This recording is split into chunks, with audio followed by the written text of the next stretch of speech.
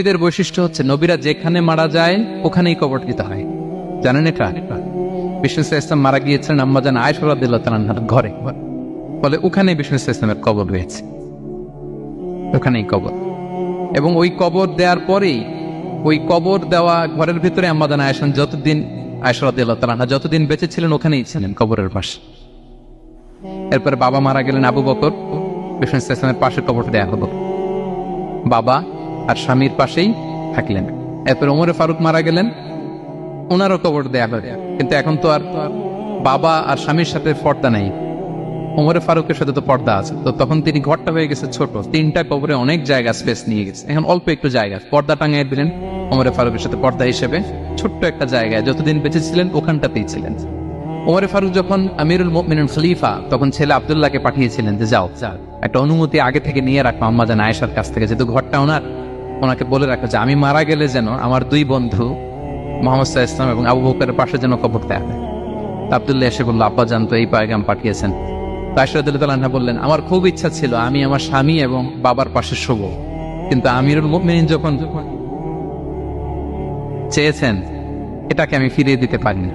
ঠিক আছে যাও, তোমার আব্বাকে বলো তোমার আব্বাই শোবেন ওই জায়গায়।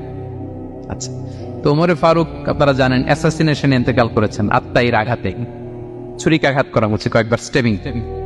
এত জখম হয়েছে দুধ দিলে ওই জায়গা দিয়ে দুধ বের হয়ে যায় না, বীজ পানি দিলে বের হয়ে যায়। তো সবাই বলল, আমিরুল মুমিনিন আপনি এবার ওসিয়ত করেন, কে হবে আপনার পরে লিডারশিপ, কে নিবে? মুসলিম উম্মাত অনেক বড় হয়ে গেছে। তখন তিনি ওসিয়ত করলেন এবং ছেলেকে আব্দুল্লাহকে আবার বললেন যে আব্দুল্লাহ আবার যাও, যে আম্মাজানের থেকে অনুমতি নাও।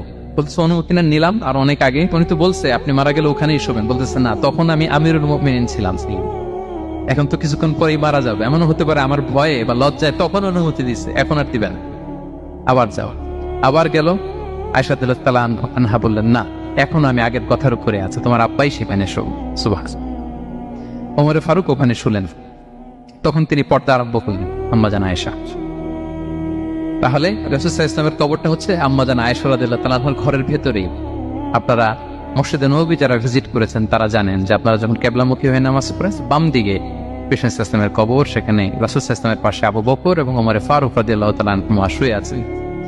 রাসূল সাল্লাল্লাহু আলাইহি ওয়াসাল্লামের কবর থেকে মিম্বার পর্যন্ত এই পুরো জায়গাটা রাউদাতুম মিন রিয়াদিল জান্নাহ, দুনিয়ার বুকে জান্নাতের একটা টুকরা। বিষ্ণু ইসলাম ইন্তেকালের আগে ওনাকে অপশন দেয়া হয়েছে, নবী আপনি চাইলে থেকে যেতে পারেন আজীবন, আর চাইলে আমার কাছে চলে আসতে পারেন, এই হ্যাভ অপশন। বিষ্ণু ইসলাম তার রবের সাথে সাক্ষাৎকে চুজ করেছেন এবং ইন্তেকালের আগে তিনি পড়েছিলেন আল্লাহুম্মা গফিরলি ওয়ারহামনি ওয়ালহিকনি বির-রাফিকিল আ'লা, আল্লাহ আপনি আমাকে ক্ষমা করুন, আল্লাহ আপনি আমার প্রতি রহম করুন, আল্লাহ আমি আপনার সান্নিধ্যে যেতে চাই, পৃথিবীতে থাকতে চাই। অপশন দেওয়া হয়েছে, আপনার অপশন দেওয়া হবে, হ্যাঁ চাইলে আজীবন থাকেন। আমরা অপশন পেলে তো বলতাম আল্লাহ যা হয়েছে এখানেই থাকতে চাই, কি বলেন? বিষ্ণু ইসলাম বলেছেন ইলা রাফিকিল আ'লা, আল্লাহ আমি আপনার সান্নিধ্যে যেতে চাই। বিষ্ণু ইসলাম ইন্তেকাল করলেন এবং উম্মার জন্য এটা সবচাইতে বড় ফিতনা এবং পরীক্ষা ছিল, এর চেয়ে বড় কষ্টদায়ক বিষয় ছিল না উম্মার জন্য বিষ্ণু ইসলামের ইন্তেকাল। তিনি যখন ইন্তেকাল করলেন সাহাবারা পাগলের মতো হয়ে গেল। ওমরে ফারুক উনি বিশ্বাসই করে না, মানে আমার নবী মরতে পারে এটা উনি ভাবতেই পারেন। উনি নাঙ্গা তলোয়ার বের করে বলতে আরম্ভ করলেন, যে বলবে মুহাম্মদ মারা গিয়েছে আমি তার গর্দান উড়িয়ে ফেলব। পরিস্থিতি অত্যন্ত ভয়ঙ্কর। আবু বকর রাদিয়াল্লাহু তাআলা আনহু তিনি আয়াত তেলাওয়াত করলেন, ওমা মুহাম্মাদুন ইল্লা রাসূল ক্বাদ খালাত মিন ক্বাবলিহির রুসুল, মুহাম্মদ রাসূল ছাড়া কিছু নন, তার আগে অনেক রাসূল চলে গেছে, তিনি যদি মারা যায় বা শহীদ হয় তোমরা কি আবার আগের কুফরিতে ফিরে যাবে? এই আয়াত যখন তেলাওয়াত করলেন ওমরে ফারুক হাঁটু গেড়ে বসলেন। তিনি বললেন, এই আয়াত তো আমি আগেও জানতাম, অনেক তেলাওয়াত করেছি, কিন্তু আমার মনে হলো এই মাত্র আয়াতটা নতুন করে শুনলাম, এই মাত্রই বোধহয় কোরআনের এই আয়াতটা নাজিল হয়েছে। সাকিফায়ে বনু সাঈদার মধ্যে সবাই বসে আবু বকর রাদিয়াল্লাহু তাআলা আনহুকে খলিফা হিসেবে নির্বাচিত করা হলো। বিষ্ণু ইসলামের ইন্তেকাল শেষ, গোসল দেয়া শেষ।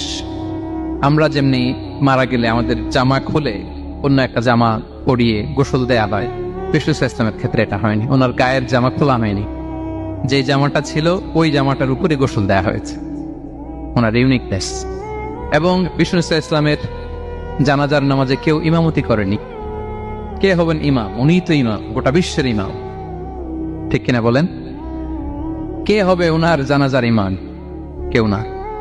সাহাবারা ডিসাইড করলেন কেউ ইমামতি করবে না। 5-7 জন করে দরজা দিয়ে, এই দরজা দিয়ে ঢুকে নিজেরা জানাজার নামাজ পড়ে ওদিক দিয়ে বের হয়ে যাচ্ছে। এইভাবে পুরা উম্মাহ সব সাহাবারা নিজেরা জানাজার নামাজ পড়েছে।